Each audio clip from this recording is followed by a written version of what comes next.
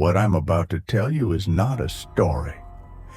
My name is Zubayd Hussein, and this incident happened to me in Milan, Italy. What I'm about to tell you is not a story. This is a real incident of my life. I used to run a small mini market inside an apartment building. My relationship with the people living above the shop was very good. One of my regular customers lived just above my shop. His name was Julio. He was a citizen of another country. I knew that he worked at night, but I did not know where he worked.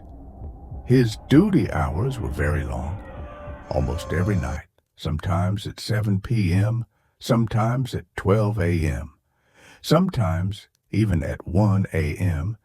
He used to come to my shop to buy water, juice, or soft drinks. One day, while returning home from work, he accidentally left his bag on my cash counter. At first, I thought he would come back to take it. When he didn't return, I opened the bag just to check if there was anything that could identify the owner.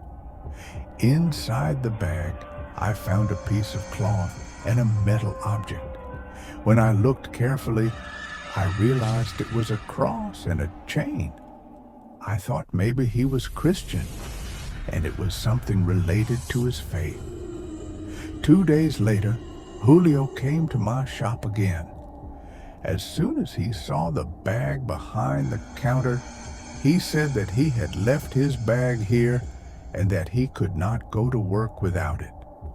I gave him the bag. He opened it again and took out the cross and the chain very carefully. Then he said something that shocked me. He said he could not go to work without these things. I asked him jokingly if he was a magician. He smiled and said no. He said he worked at a hospital and had to do night duty. He said he kept these things for his safety.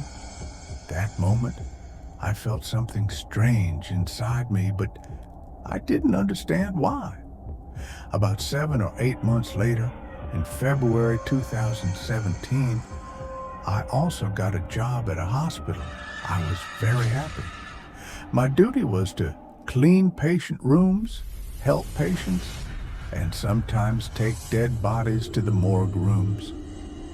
For the first 2 weeks, everything was normal. In the 3rd week, I was assigned night duty. One of my colleagues warned me to stay alert at night and never stay alone. At that time, I thought he was just being careful. One night, while I was cleaning a room, I saw a man wearing a black jacket standing in the corridor. All hospital staff wore sky blue uniforms, so I felt confused for a moment. I entered the room to finish my work and tried to turn on the lights, but the lights did not work.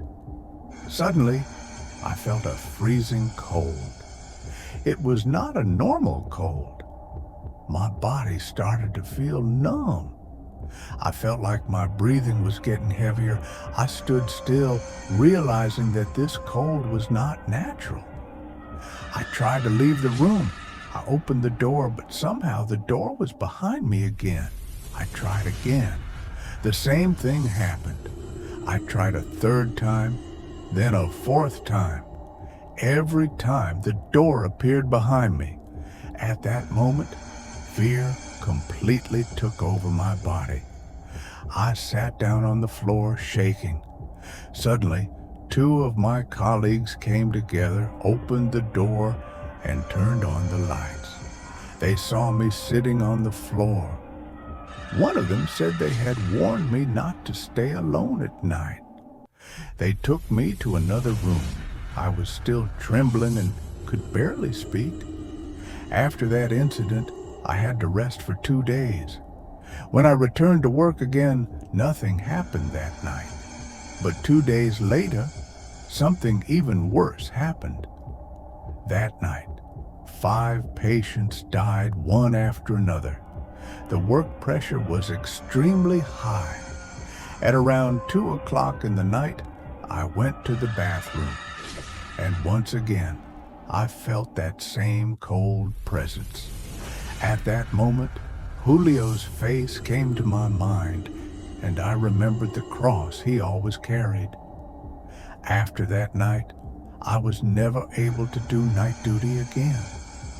Dear viewers, I did not add anything to this incident, and I did not change anything. This is exactly what happened to me. If you felt fear while listening to this, imagine how it felt to experience it. If you have faced something similar in your life, you can share it with us. And if you want to hear more real horror experiences, stay with us. Allah Hafiz.